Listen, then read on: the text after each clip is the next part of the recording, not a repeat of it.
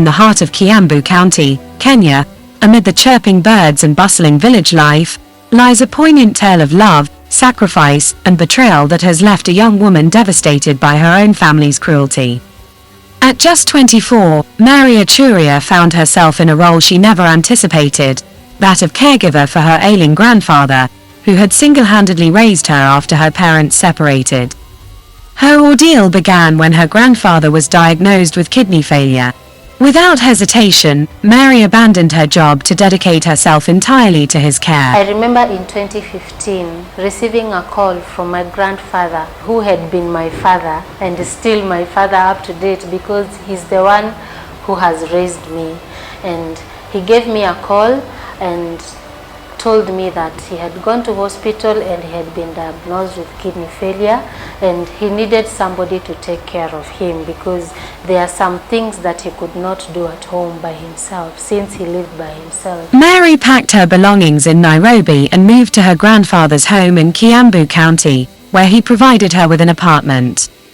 For 6 to 8 grueling months, she sacrificed her own aspirations, waking up at 2 a.m. 3 days a week to prepare breakfast before heading to Kenyatta National Hospital for his dialysis treatments. Personally, I used to go every day because he used to go for dialysis 3 days in a week, and the rest of the days except Sundays, I used to go there so that I could pay for the things that were needed and sort out the NHIF so that he could be able to go to hospital for dialysis, and book a bed for him so that he could be able to go for dialysis the next day.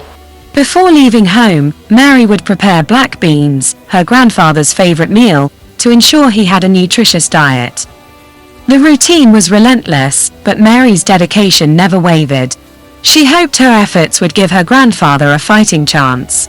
My grandfather had a special diet due to his kidney failure, and black beans, jahi, were his favorite. I remember waking up in the middle of the night. Sometimes I would wake up at 2 a.m. in the morning so that I could prepare food in the back of the house. I would light firewood and prepare some cereals like beans and some black beans so that he could, when by the time we are coming back from hospital, he would find something to eat.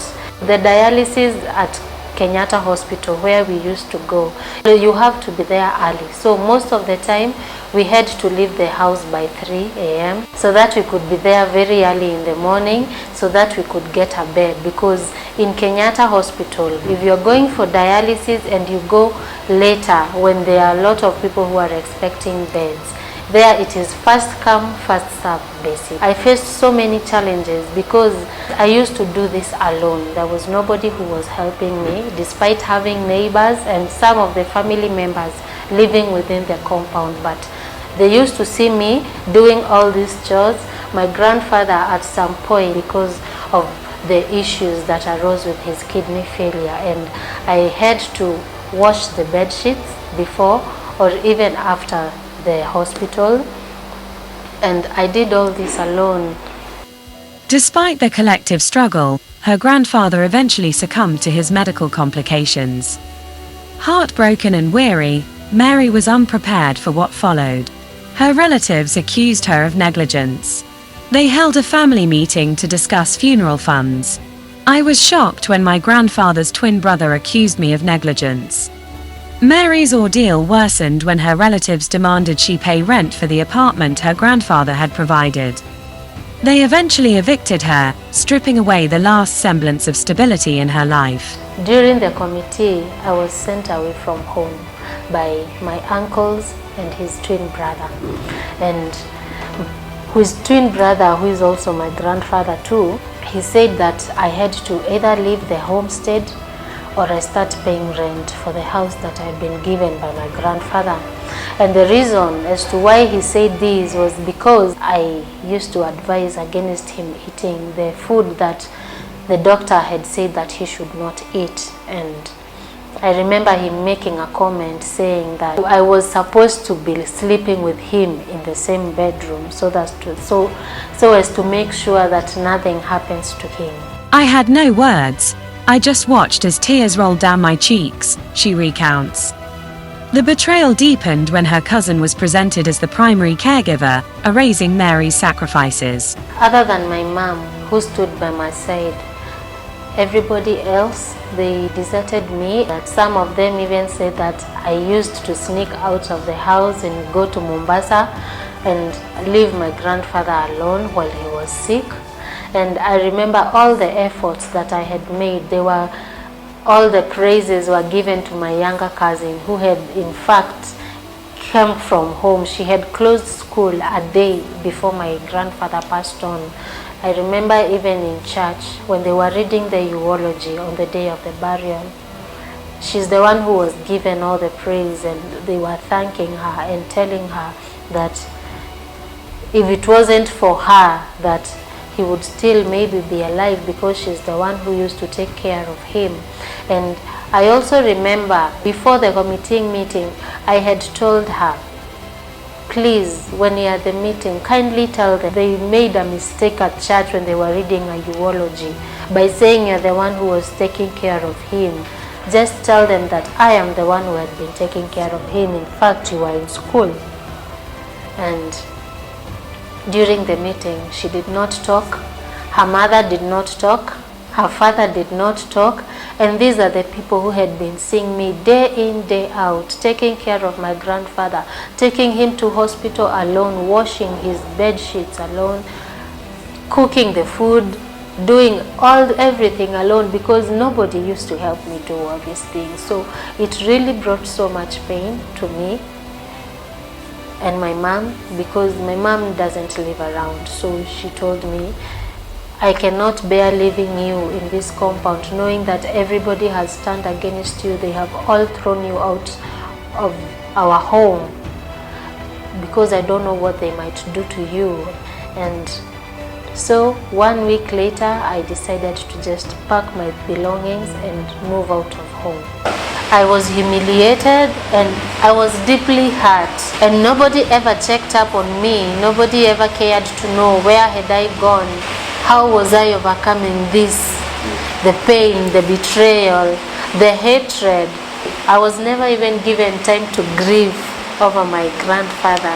Now I was fighting depression and grief at the same time. Despite the cruelty, Mary's resilience shines through. She refuses to be silenced or sidelined, speaking out against the injustice she has endured. Mary's story highlights the harsh realities faced by caregivers who selflessly devote themselves to their loved ones, only to be met with ingratitude. Her experience is a poignant reminder of the sacrifices made by countless individuals in similar situations. As Mary picks up the pieces of her shattered life with courage and determination, she serves as an inspiration, reminding us that love and resilience can prevail even in the darkest moments. Recognizing the injustice, frustrations, and humiliations Mary endured, Forces Network Global, through its CEC Joyce Karaoke, reached out to offer counseling. This support helped Mary regain her confidence and hope. We take through many families that they go through many problems not knowing what to do. Because there are so many affiliated families, they have joined this organization and we have taken them in every stages. Tell us your story. We are here to listen to your story. And because we are the people who have gone through it, we will be able to understand you. She eventually joined the organization, dedicating herself to advocating for justice and humanitarianism while resolving societal disputes. I went through a lot of humiliation and rejection. I wouldn't want anybody to experience what I went through. It is for this reason I will urge anybody out there who might be going through such an experience to know that he or she is not alone. Forces Network Global, an organization that worked with me through my healing journey, is here for you, to offer counseling and work with you through your journey of healing. Please comment, subscribe, and share. Do you have a story to share?